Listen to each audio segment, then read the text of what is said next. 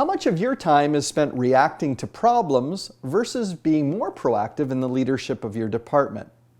I'm Greg Schinkel, President of Frontline Leadership Systems and Unique Training and Development. And in this Leader Feeder, I want to look at how you should shift some of your attention to being more proactive versus reactive. As a frontline leader in an operational setting, a large portion of your day is going to be spent reacting to problems: absenteeism, material availability, equipment breakdown, and schedule changes, just to name a few. And if you're good at reacting and manage to keep things together, you'll likely have a long career in manufacturing, distribution, or operations. But it will also be very stressful, and you're going to find yourself getting into a rut.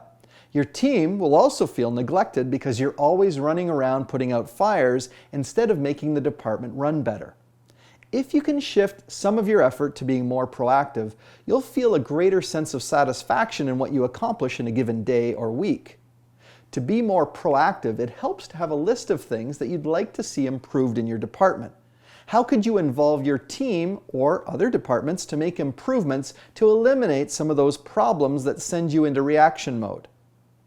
Imagine the positive benefit of resolving an issue at its root cause and see your frustration drop and your team's frustrations reduce as well.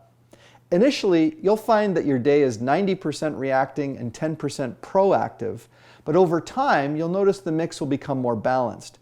You'll probably never completely escape having to react to problems, but they should happen less frequently.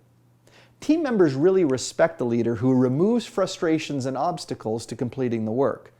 When you proactively make improvements in your department, your team will find it easier to hit their numbers, and they'll also be happier as well. That'll reduce absenteeism and improve teamwork. Even in a really hectic day with lots of problems to deal with, see if you can't take at least one proactive step to making improvements.